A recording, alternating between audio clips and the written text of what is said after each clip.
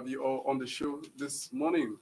This morning, as usual, we'll be reading to you major stories from 5 different Nigerian newspapers. I remain your regular host, Tiong Joseph. To begin with, we will look at the most influential newspaper, Leadership newspaper. And if you are with me on the front page of the newspaper, it reads, INEC audit reports indict APC, PDP, others for overspending. And there's a beautiful 4-point at issue here. I'll take the first one and I'll leave the rest for the panel discussion.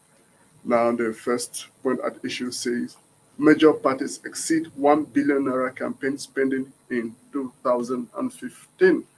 That is what I'll be taking on the show for Leadership this morning. With that, I'll move to The Nation. And the lead story on The Nation says, Abdusalami panel, rising violence threatens polls. And the bullet that we have on The Nation says, politicians not ready to play by the rules, says INEC.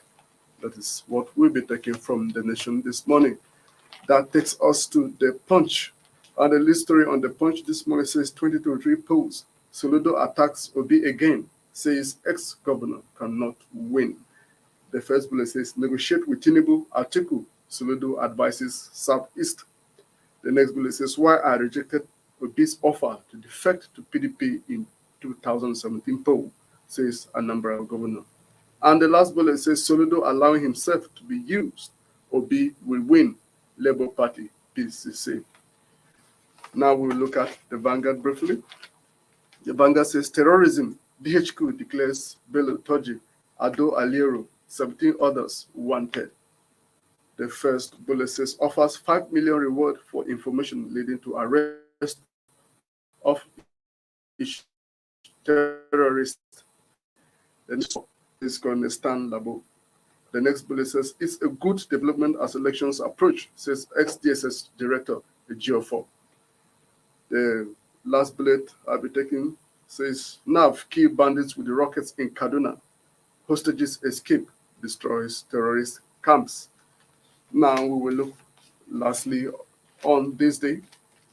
And the lead story on this day says NESG sets priorities for Atiku, Tinubu, Obi, Kwankwaso, others.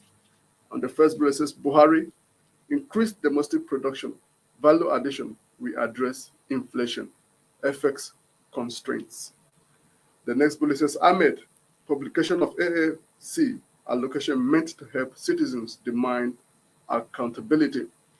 And the last bullet on this day says FGI's 12 trillion naira in taxes by December. Thank you, viewers, for staying tuned for the first part of the show. Please do the same for the second part of the show.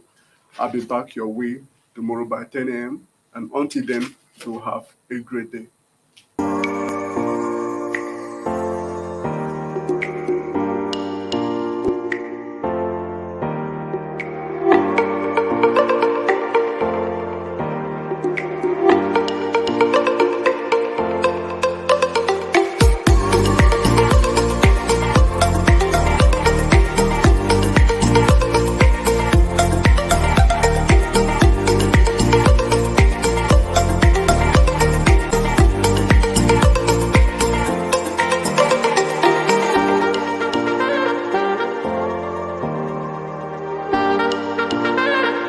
For sponsorship and advert placements, please contact 080-3688-6158. Last Word Leadership Podcast Studio. You have the last word.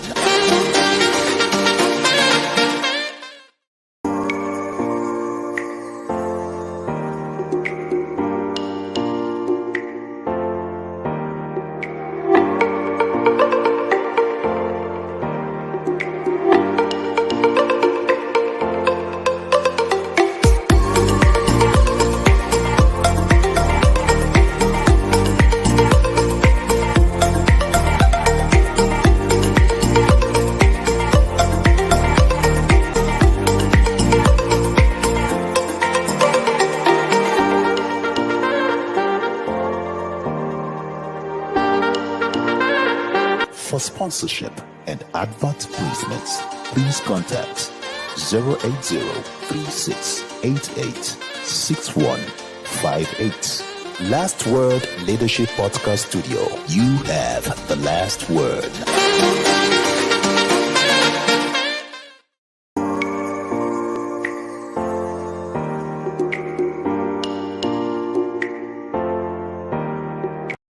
Inside Nigeria, keeping you informed on what matters.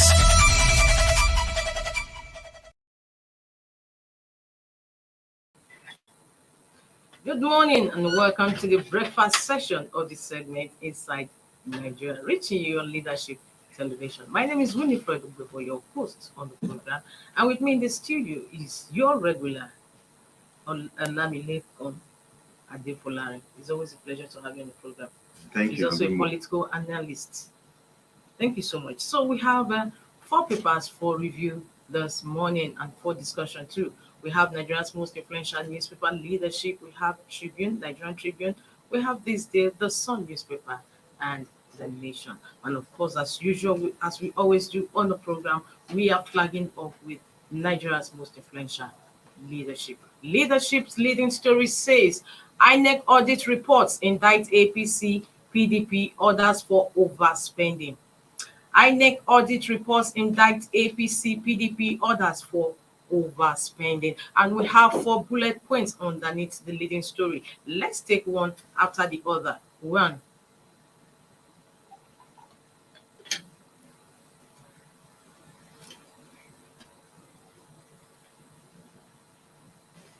Major parties exceeded 1 billion naira campaign spending in 2015. Major parties exceeded 1 billion naira campaign spending in 2015. And number 2 point says APC generated 604.5 million naira, spent 2.9 billion naira, leaving a deficit of 2.3 billion naira. Sorry, I'll take that again. APC generated 604.5 million naira, spent 2.9 billion naira, leaving a deficit of 2.3 billion naira. And 3 point says PDP raised 799 million naira, spent 9.53 billion naira with a deficit of 8.7 billion naira. And the 4th point at issue says INEC yet to complete audit of 2019 elections can prosecute electoral offenders. INEC yet to complete audit of 2019 elections can prosecute electoral offenders. And these are points under the leading story on Leadership this Tuesday, November 15, 2022. INEC audit reports indict APC, PDP, orders for overspending.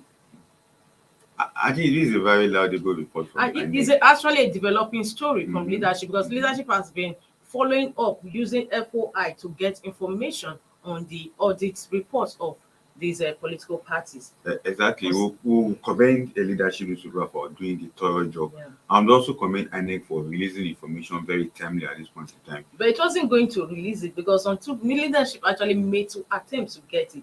So it's finally granted a leadership response, although it was not too, everything was not actually full, and it didn't actually address all the issues leadership raised. That will always happen with government bureaucracy and again with chapism and whatever the structure of releasing information from government agencies. Yes. But the key information that we need to take away, which is very vital, is that at this point in time, that was a 2019 report. Yes. Now, as 2023 election continue to build up, that means what we are expecting is that they may spend more than what they actually spent in 2019. Yes. With PDP spending almost 9 billion and APC spending another 2 point something billion. It shows that in our electoral system, money still remains a major issue whereby the spending power of political parties determine how far they can sway vote, how far they can be able to strategize, and how far they can be able to bring campaign promises or whatever campaign issues to the campaign ground. And that is it. But the key thing is that money remains a vital issue in our electoral system. And we must see every means to be able to make sure that it is not just the money, but how can we give value to our electoral system? That is the key issue. Because if it is all about money that political parties are spending, they will keep spending money. 2020 election, they will spend up to 1 trillion naira if care is not taken. But if there is no value after spending such money, they come into office and they are unable to transmit what they think they can do for the life of the people to be better. It is just waste of resources and waste of time. That's how I see it. Now that INEC says the fourth point at issue was that INEC is not going to prosecute these political parties. So, and that was in the last electoral act of about 2019. Now we have a new electoral act which also pegged the spending at about 1 billion naira. So, if peradventure the political parties also break how do you call it? Break the law. Break the law. So, how is INEC going to effect and sanction them? You know, in the electoral act system that 2021 that was just passed, one of the gray area is that prosecution of electoral offender in terms of the spending limit for politicians. Yes. It's going to be an equal tax for any government in power or any government outside power to contend and contest that party A has spent beyond the actual limit of what the act said, and they should take them to court. At the end of the day, even if they take them to court, it's going to boomerang on them, because at the end of the day, they will not be, because it's the same people who are the affairs of government are still going to control the court system. Exactly. Apart from even control the court system, or even an INEC itself. INEC itself will be constrained, because those guys will be so technical in the sense of using technicality of the court, intellectuality, judgment to make sure that they waste the time and process of everybody. And then they will take it, they will look at the constitution as it stands. What does the constitution say about electoral process? Does it even have any spending limit? It doesn't have. At the end of the day, they will use the constitution to weight down whatever the electoral act will say about spending, because at the end of the day, nobody will be able to qualify that they spend that amount in the open. As well, if the party that breached it emerges the winner. Even if the party that breached it is not the winner, it is going to take a cooler task for that such case to be explained in court and get a judgment. Because at the end of the day, the body will be on INEC, and INEC will be getting money, spending money on lawyers to prosecute that case. And these guys are very technical, they're very sensitive to know the loopholes and the gaps they will take advantage. At the end of the day, the court will just throw it out. Because even if they are going to follow the electoral act, that this is what the electoral act says, when they eventually get to the Supreme Court, the constitution will not come in. And you know what it means for the constitution to come in. You know, the National Assembly was actually considering setting up an electoral act court to try, or tribunal to try all these electoral act offenses. Definitely, so, it was one of those things that's supposed to be part of this new electoral act. But as a result of creating too much court, or creating a special court for a particular issues, have now become something that majority of Nigerians are not welcome, because it's going to blow up our budgeting system in terms of spending. But the key thing remains that if the politicians are very, very sincere, don't spend beyond 1 billion. It's not a big tax. But we know that because of even all this money that politicians spend, it ends up in individual pockets. Yes. They don't even use such money to and spend on the electorate, because I've discovered that from 2015, we have discovered that people who now become campaign coordinator of each zone, each ward, are now millionaires overnight. Just watch out. After this 2023 election, the people who are coordinator for campaign with whatever, becoming millionaires, and at the end of the day, those money will not be accounted for. Of course, it's the reason why they fight tooth and nail to become members of the PCC or whatever they want to be. But we should just let the politicians know that let us follow the due course of the law and spend what we have been asked to spend. But however, how is INEC going to actually monitor these funds, campaign funds, to ensure that yes, they don't exceed? What modalities is it going to put in place to track these funds? The issue is this. I know they will be working with EFCC. They will also be working with ICPC. But these politicians are more smart than this guy. See the way they are gathering money now. They are not gathering money. They are gathering money and calling a voluntary donation or crowdfunding. Or individuals are giving them, this one is giving them cash, this one is giving them kind. All this should also be tabulated in terms of monetary form. But they are already as smart as electoral act in terms of what they are going to spend. Because stand now, everybody else will be on the political parties themselves. Because at the end of the day, by the time they say, okay, party A spent 2 billion, and he will tell you that the 2 billion you are talking, our party himself spent 1 billion. The 1 billion that you are saying we spent, it was from people who are voluntary, and the electoral act doesn't capture that. It only capture the aspect that political party must not spend. It didn't say political parties and individuals or volunteers must not spend social amount. So they only limit, because they only limit themselves to what the political party, and they can claim that political party only spend 500 million, not 1 billion. Or above 1 billion. And as individuals, they can also accept this money. Yes, they were. And when individuals give political parties money, it doesn't enter their account. It enter maybe the party chairman or whatever, so that to carry out other logistic activities. That's why I see that as today now APC is doing its campaign in just go and see donation from different quarters. But the one that the political parties will spend comes from the donation dues of members, and that is the one the Electoral Act is even talking about, and it's focusing on, not the ones that will come from other means to the purse of the political parties. Yes. Exactly. Okay, thank you so much. From leadership, let's move over to the next paper we have on our menu. Let's see what Nigerian Tribune is saying this Monday, this Tuesday. Okay, go to the papers. Let's have the Guardian. Okay, we have the Nation. The Nation says Abdul Salami panel, rising violence threatens polls. Abdul Salami panel, rising violence threatens poll. That's the leading story on the Nation. And the writer says politicians not ready to play by the rules, says INEC. Politicians not ready to play by the rules.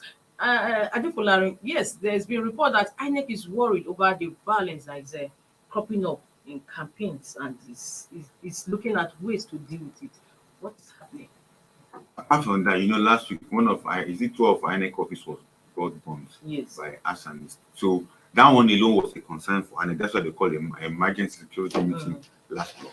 But the issue still remains that our politics or our electoral process are always being characterized with violence. I think one of the research papers that I did recently was looking at from 1960 to date, whereby we identified that over time, political activities always raise tension around people who want to just make sure that they get power and get it either by violence, either by conflict, either by every other means. So what is happening is not just new, it is something that has been part and parcel of our political system, which our politicians are refused to drop that side of their character away. Either directly or indirectly, they must be involved. It may be a particular political candidate may not say, don't go and fight. He may not even say it. But his body language may say it to his followers. And before he did, they'll carry out those actions. But the key thing is that politicians must know how to be sensitive at this point in time, so they can reduce the tension in society, so that we can have a fair and peaceful, credible election content. Because if it continues to rise like this, people will be afraid to go and vote.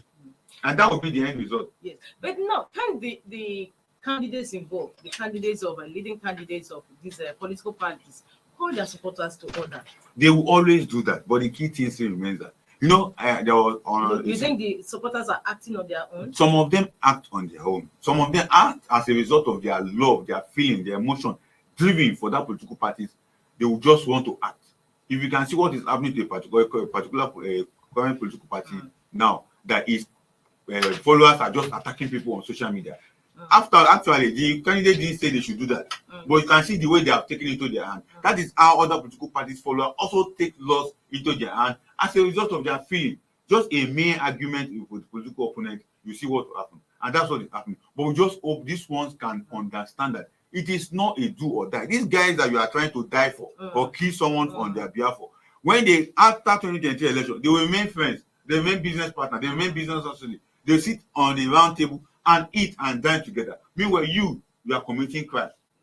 Yes. So people should understand that particular. Of, the APC presidential candidate Bola Ahmed Tinubu and as Vice President Atiku Abubakar, how they met in the airport. Exactly. Exchanging pleasantries, both in one in Kaduna and the one they met here in Abuja. Yes. And they feel good and they relax. But you that you are calling yourself APC member, PDP member, or Labour Party member, either on the social media or whatever, you are trying to outdo yourself, insulting others, trying to cause mayhem within the society. It won't call for these guys. After the election, they will come back, and don't be surprised. They may even form government. One of them will form government and invite associates of the other one to come and be part of his government. Meanwhile, you that you have been breaking your head for them, nothing. You won't even get anything. And at the end of the day, whatever policy they are going to still put in place, it will still affect you as a common man or ordinary citizen. That the economy will be biting on you, and meanwhile they are enjoying themselves. So why should someone just be killing himself over what politicians? should be done about this political violence? The key thing is this. I've said it to another sister station that it is not enough to sign peace accord. Peace accord should not just be signed at national level again. We still need to sign peace accord at state level, at local government level, even at world level. We need to sign peace accord within the political gladiators and their floor members who normally carried out some of these activities that are so violent to our political system. So if peace accord is signed at national level, it must go to the state level, local government level, at world level, so that wherever there is issues, we know where it is coming from. If it was A, that there was a violence, the people who signed that peace accord that was A will be held responsible.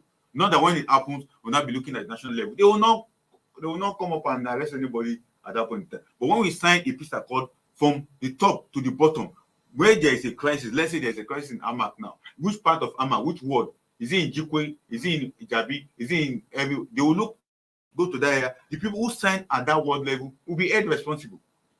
That's how to solve it, not to solve it from the top, but solve it from the bottom, and a harmonization of both the top and the bottom together. And that's what will give us the peace that we want.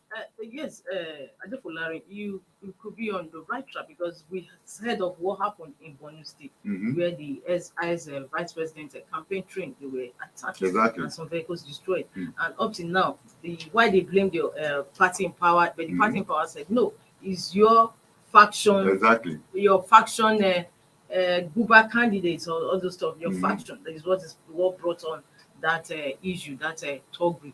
So truly, how do you now, I'm trying to see, how do you align forces against Togo? You said, yes, these candidates, they actually talk to their supporters, but the supporters take the law into their hands. So what should be done now to reorientate the supporters that, no, Togo is not the way to go? The issue is this. Most of those guys that normally carry those violent acts, some of them are illiterate, some of them we could find some of them that could be even graduate or people who have secondary or primary school level. But the key thing is this: the emotional drive among them is what normally keep them or sustain them at this point in time. And one other thing that sustain them is the cash. The monetary reward system that they will give to them that they don't commit this crime, so please take 20,000, take 10,000. And it's actually what gives rise to vote buying. Exactly. So now, apart from vote buying, we also have third-degree motivation, whereby we motivate those third-degree to go and carry out certain acts. So we must be able to address, although spending limit for political parties is also part of trying to limit their spending so they can concentrate their spending on real issues, not issues of third-degree or whatever. But the key thing is those thugs that we normally use, those agberos or whatever they normally use for those violent activities, some of them are jobless. I wish they have jobs to do. And some of them are on drugs. I wish what they call NDLA can also work more on tackling drug issues at that level. We can reduce some of these tensions. But the key fact is, remember, whoever is coordinating a particular political party campaign structure at any level should be held responsible for any violence that happens. Because if it happens in a particular ward, in Amak now, the people there should know who came and commit those crimes and how did they come about in committing those crimes. And that's how we can address it. But if it is just left open that it must be done at the national level, we cannot address some of these issues that we are pointing out at this time. Thank you so much. Now, talking about voting, Daily Sun newspaper has a story that touches on the aspect of voting. Let's see what how Daily Sun captures it on its cover. Okay. So, we don't have Daily Sun.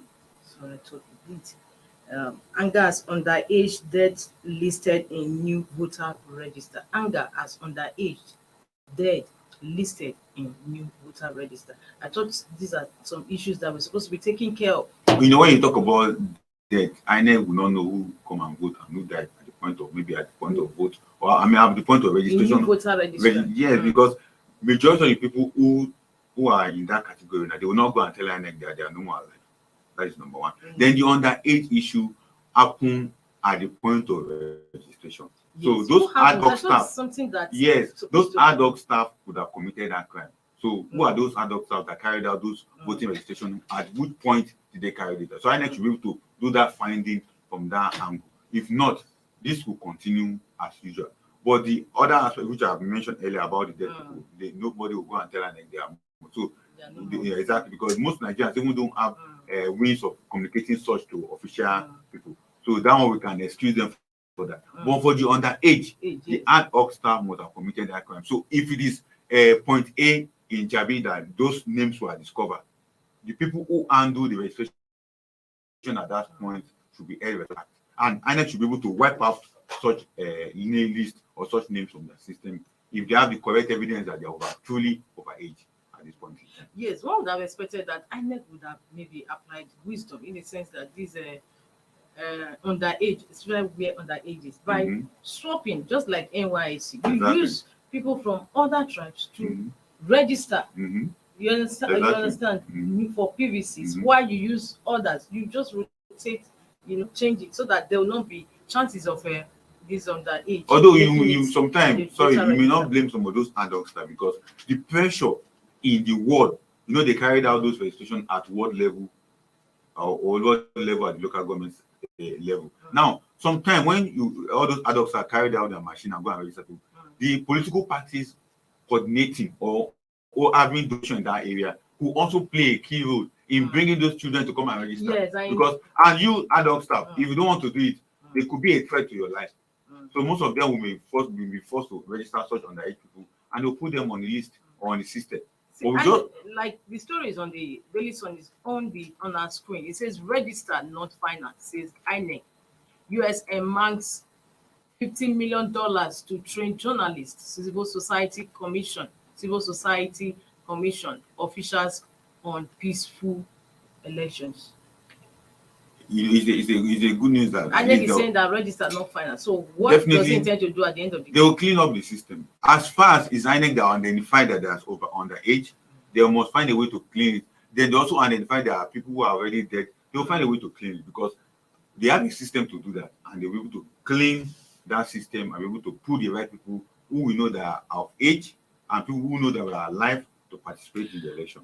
It's coming at the time that Nigerians thought with this electoral act that the issue of underage voting will be 18 of the past, because the issue of underage voting is something that has always been there in Nigeria, and this does not really augur well for the political system. But we just hope that the system that INEC have put in place, they identify the underage, so their system must be able to clean it out also. I don't think it is journalists that went to identify, because it is when INEC begin to display most of the documents of the registration, that's when they begin to see people who are underage. And maybe they look at them from that facial appearance. They're coming out now because INEC had already said that they already done away with all these some irregularities like double voting, double registration, and all whatnot. But with these ones now still detected at this stage, I mean, it's a call for concern. It's a call for concern, but as stated by INEC, even in most of their program, they have a 3-step means of cleaning the voter registration. They identify there's underage people, so they will find a way to clean it, and they also make sure the register is clean. But the problem is that the adult staff who normally carry out the registration are in fault of this particular problem. They are the one that caused this challenge to INEC. So INEC should be able to address that particular angle. Although the adult staff, we cannot blame them completely because influence, pressures from the people who reside in those areas also contribute to them registering people who are underage. But we just know that the people in our society can understand that people who are less than 18 years doesn't need to be there. That's just the key. Yes, we have a comment from Samaila Osman, and he's saying that especially in the north, underage is rampant. Sorry, I'm moving about. I just wanted to be able to read this too, read a comment as it's trending on the screen. He says some of the coppers for the SSI are at risk if they refuse to register underage. That is exactly what Adefolarin is sharing today. And one thing about the underage issue, we should not just limit it to the north. It is across board. It happens across Nigeria.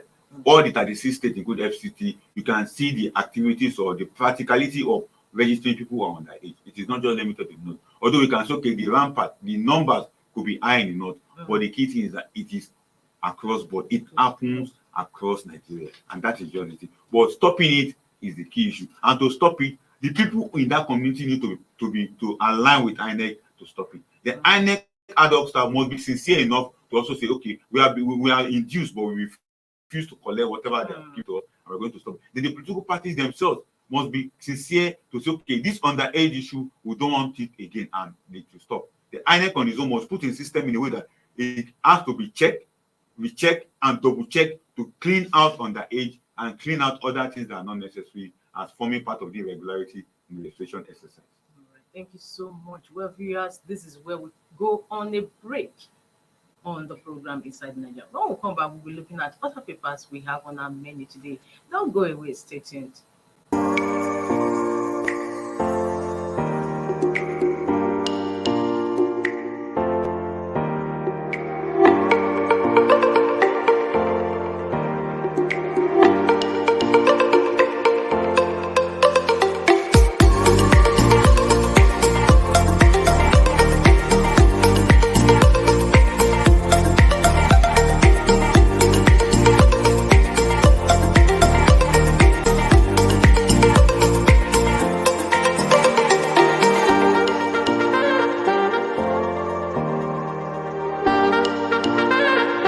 For sponsorship and advert placements, please contact 080-3688-6158. Last Word Leadership Podcast Studio. You have the last word.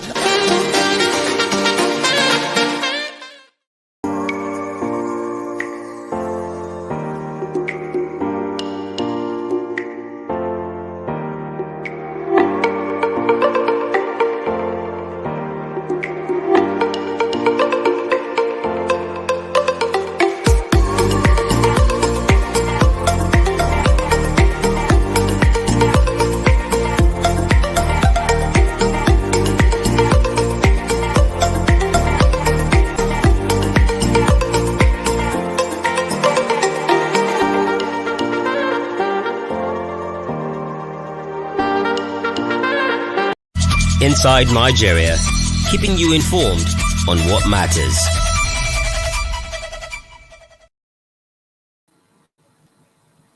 Welcome back. Are you just tuning in? The program is Inside Nigeria and it's brought to you on Leadership Television. My name is Winifred Wegwa. With me in the studio is a political scientist, a public affairs analyst, Adefolari Olanileko. Thank you so much. Thanks for having me. For your presence today. Now, without wasting much time, let's move over to the next paper we have on our menu. Is something that has been trending since yesterday, and that is on the Punch newspaper. Let's see how Punch catches it. 2023 poll, Soludo attacks Obi again, says ex-governor cannot win. 2023 poll, Soludo attacks Obi again, says ex-governor cannot win. Negotiate with Tinubu Atiku, Soludo advises Southeast. Why I rejected Obi's offer to defect to PDP in 2017 polls, says Anambra governor. Soludo allowed himself to be used. Obi will win. Labour Party presidential campaign cancel. That is the leading story, and of course, it's a story that's been trending. Exactly. I took my time to read what Governor Soludo, almost like the write-up was almost like 7,000 to 10,000 words. Very lengthy, but and nothing governor actually sat down two times to pen that lengthy letter. Mm-hmm. I believe he wrote it himself because the idioms, the analogy, the illustration he painted shows that it was written by somebody for himself. I'm not ruling out that somebody will make an input, but from the way he put it, for those of us that write speech and write articles, opinion, we know that when you write something for yourself, you know how you put your everything in it. Emotion exactly. So, and I don't want to see it as attack, but that it was more or less like an open issue that one needs just to reason through it with wisdom. But would he have? Many people are like obedient are saying that why would he attack? What after all, Soludo, that is Peter Obi, handed power over to Obiano, and why now? Why is it coming now to attack? I don't think there is any attack there. The Soludo is just trying to be fair and show sincerity in terms of governance. It's only in Nigeria that once someone becomes a governor, he keep the secret of his predecessor and keep it under the carpet, and nobody knows whether the person committed crime or whether the person stole or not. But he is trying as much as possible to say, okay, even it is the obedient that are even causing problem for themselves. They are the ones saying this person performed like this, invested the state money, so investment, the state money has increased overboard into billions of naira, and the person is saying that is going, we are hearing this, we are hearing that. What we have is not what you guys are saying, and that is just it. So it's just that they are seeing it more like attack on him, but for me, I see it more like trying as much as possible to say the truth, when it matters. Because But however, given the presence of other political candidates in the equation, so why would he now zero on Obi? did he zero on Obi? When you said that, no, he's just saying it the way it is. That's what I'm asking you. He's saying it when it is because the issue of campaign of the obedient has been how Obi have done well in Anambra, using his investment tactics of the state money. But no, yes, he's using his state. But however, he's not. People are saying that he didn't actually give the overall picture, considering other candidates in the race with Obi. So why would it now, based on Obi did not leave so and so amount as a claim, so he cannot win the election? I don't see from what I read from what he said. That's not what it means. The issue is this: if we have the opportunity to say, and secondly again, was he not shooting himself in the arm? He also said that Obi can win Anambra, and you are saying that you are even more influential. You are the sitting governor of Anambra State, yet you are giving it to Obi. That he said he can win Anambra as a home boy. Where you as a sitting governor with your influence. So what happens? You will know why when he said Obi can win Anambra. With your influence as the sitting governor, the incumbent governor, yet you consider it to be that Obi will win Anambra. It's somewhere. He is not somewhere because Obi is from Anambra State. That is key. But the issue still remains that he said something. He said Obi can win Anambra as a result of homeboy. That is his state. So it's an expected win for him. But if all work is not done as expected, it may not even, because right from time PDP control Anambra. It is only the governorship normally leave for Abuja. That is the key thing. But as a citizen or as an indigenous of Anambra, it is expected that he could win Anambra, and that's why I'm saying it. But my own is this, from my own point of view of the whole issue is this: if somebody said I've done A and B and C, and a new person that is in one seat now comes and sees something different, don't we expect the person to speak out? That is the key issue. Now, him not focusing on other governors, other candidates, is not his business, because the issue have always been that it is Anambra. Obi was the governor. He has done A, Y, Z. And there is a governor that is seated and says, okay, if this guy have done A, Y, Z, what I'm seeing on ground is not what you guys are proclaiming. And again, what even angered the governor in his right of protest is that the way the supporters of the Peter Obi normally range against you that disagree with them. And that is just the issue. And that's what he's trying to educate them, that in politics, this guy that you guys trying to kill yourself, that's what I said earlier, running up and down, trying to install somebody here and there. When the chips are down, after 2023 election, they will go back and be sharing cup of tea on the same table. Meanwhile, you that have been insulting me, calling me names, will continue our enmity outside the politics. And meanwhile, these guys are making money as a result of their friendship. We must understand that particular angle, and we must be able to appreciate ourselves that politics is not a do or die affair. It is just a game of number. And that is the summary of what the Soludo is saying. It is a game of number. The other political parties are strategizing by having alliances. But you are having alliances with people who are insulting others, who doesn't want you to see reason with others on what they are saying. And it's all about politics. And that is a game. So it is from the calculation of what he has seen as a politician himself that make him to understand that he will not win. Thank you so much for that. From the Punch, we are talking security issues. And then let's move over to Vanguard. That's the latest story on Vanguard newspaper. It's talking about terrorism. Defense headquarters declares Bello Turji, Ado Aliero, 17 others wanted. Terrorism. Defense headquarters declares Bello Turji, Ado Aliero, 17 others wanted. The story is on page 8 of Vanguard newspaper. The rider says offers 5 million naira reward for information leading to arrest of each terrorist. That is one. 5 million naira reward is too small on a stand level. It's a good development as elections approach, says SDSS Director Ejofo. ACF, that is a Arewa Consultative Forum, Middle Belt Forum, welcome development. NAF kill bandits with rockets in Kaduna, hostages escape, destroys terrorist camps. Now, Bello Turji, where I'm wondering why defense headquarters would declare Bello Turji wanted when Bello Turji was given the chief assassin title in Zamfara State. It's always on IDAT now. So, when he was given chieftaincy title, and most prominent people were in attendance that day. It was something that trended. Exactly, but the issue is after the chieftaincy title, but where was he? He ran away. He has been in hiding. So now opportunity for the DHQ to look after him or look for him and arrest him. So it's a good development, as everybody has said. But the key thing still remains that if we have the information, will the government be able to protect the people that will give the government the information? Because that is, for me, is the major issue. The 5 million naira is nothing. Even without money, Nigerians can give the information. But the key thing remains that if they give the information, with their names and their place where they come from will not be disclosed to the bandit at the end of the day. This is the person that gave us a lead off on you, because people can even volunteer to give information without collecting a dime from the government. As long as they have peace. Peace. And that's what Nigerians did. So the 19 guys that have been wanted by the DHQ is very key that Nigerians begin to look at them and see how they can provide information for the government on them and get to their arrest or get them eliminated completely from the surface of the earth. But I ask again, how serious is the government in tackling terrorism?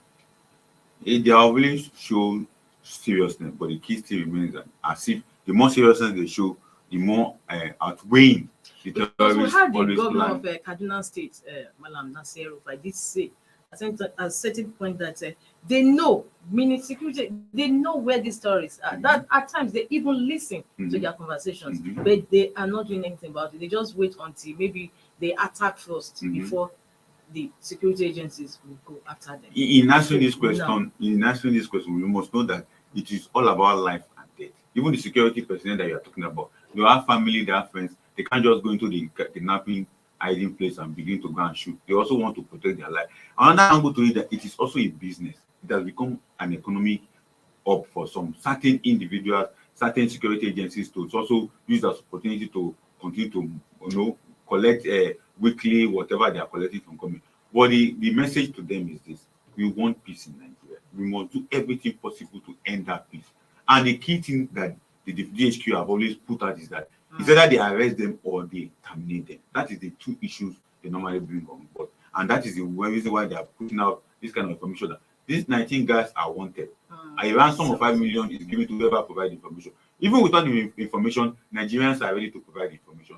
But the key thing that remains is that, in my own understanding of these guys, is that they always use human shield against security agencies. That's why most of the time that the Bello Tuju they are talking about, how did he escape from the grips of the surface of Nigeria that we can't find as a result of using human shield to cover himself. And we also saw when the force, our forces also liquidated or executed his brother, Tuji Bello. And we also read that some chiefs and high-ranking people in Zamfara State went to pay Tuji Bello a condolence visit, and telling them that no, we are not part of it. That is why we are here to let you know. So a situation whereby the people are not aligning. It's why the support base of terrorists have widened and increased so much, because they lost confidence in security agencies tackling these terrorists. So it's like what that cliche say: it's better you join them than to be against them.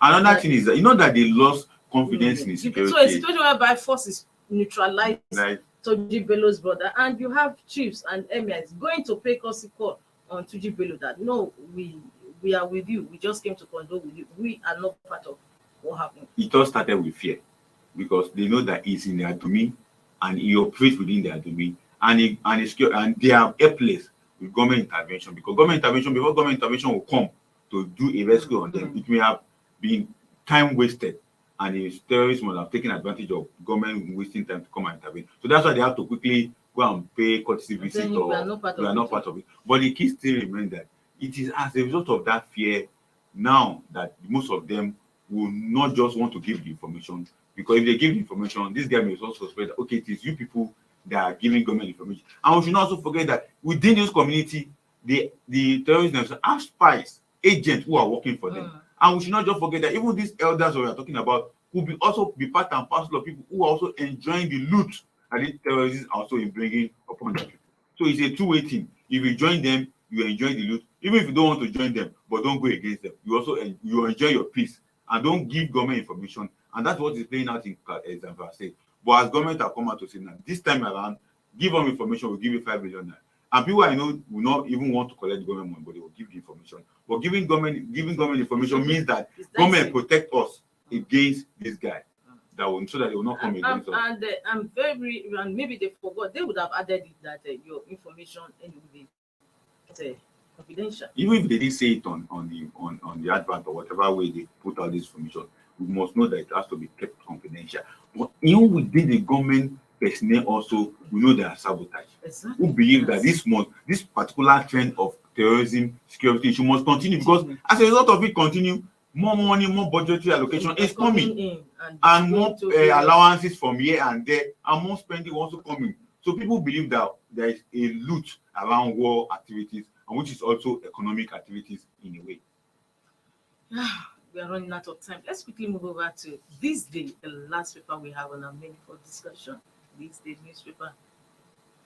This day says National Economic Summit Group sets priorities for Atiku Tinubu Obi Kwankwaso orders. National Economic Summit Group sets priorities for Atiku Tinubu Obi Kwankwaso orders. Buhari increase domestic production, value addiction, we address inflation, foreign exchange constraints. Ahmed, publication of fact allocation meant to help citizens demand accountability. Federal government eyes 12 trillion naira in taxes by December. Any one of our candidates who seeks the office of president and vice president who does not subscribe to these consensus issues, does not clearly understand the problems facing us as a country, has not thought about how these problems must be dealt with, cannot have the capacity and understanding to lead this country at this time. NESG. Mm-hmm. But the key issue is this: who are those people who are attending the NESG program? They are Nigerian capitalists who want to dictate how government will run the economy. And majority of the time, what they normally put out there is what will satisfy their own interest. That's how I normally see their yearly meetings in terms of coming together every year. But we must not take out the message. We must also look at what they are saying. They are giving priority to the three presidential candidates. This is what we do, this is what we do. But those presidential candidates already have their own manifesto. So how much of it did the NSG study before they come out with this priority? Because for me as an economist, that is the key. What have they been able to put on the table? You now setting priority for them means that maybe you have not studied their own manifesto. Your own concern will have been that we have studied this A and B and C manifesto, and this is what we have found that we think that it can be better strengthened like this, rather than give them a new priority. All does it mean to change Nigerian economy than making the economy to be more productive? And who are the people even sabotaging the productivity of the government or the productivity of the economy? It still comes from the sabotaging element of the capitalists among the NSG groups.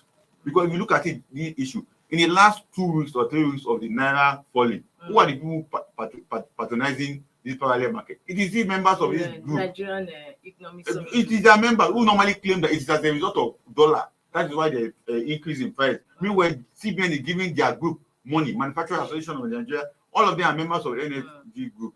So why are they now, for me, good they have given their own verdict on what they want from the presidential candidate, but they should go more and study the manifestos of these guys and be able to tell us what they think can help them to achieve, rather than giving them a new priority. Because for me, the new priority they are giving them is the new priority that will satisfy the private sector organized.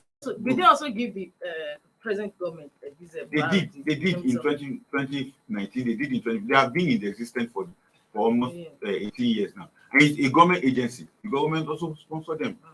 It's an agency under Ministry of Finance. Although we understand they have like stakeholders in the Nigerian economic sector, which normally talk about how government can strengthen the policy, but majorly at the time, it has always been the interest of the private organized sector against the government, who normally look at the ordinary people in a way. And that's why I made mention of the forex issue. They normally contradict themselves on. So now that they are setting priorities, are you feeling maybe? Probably you said they could have studied the manifestos of these political parties and come up with points where areas that they can strengthen it. Exactly. But would they be putting the cart before the horse? No. The manifesto is what each of the candidates want to do when they become president. Now they will study it and identify gray areas in those manifestos and say, Mr. Presidential candidate, this one that you are talking about, it will not work. Because majority of the issues raised in those manifestos is like just promising people that you will give them paradise, and you know that to give them that paradise, it will be a taxing one. Because most of them, what they are talking, I will turn around the economy. The key issue of Nigerian economy is energy. That is the problem. So it's NSEG talking about energy, and they are the greatest player in the energy sector. They are the importers of diesel, they are the importers of PMS, and they are the importers of generators. So what are they talking about? Energy, because without energy, Nigerian economy will remain on the floor.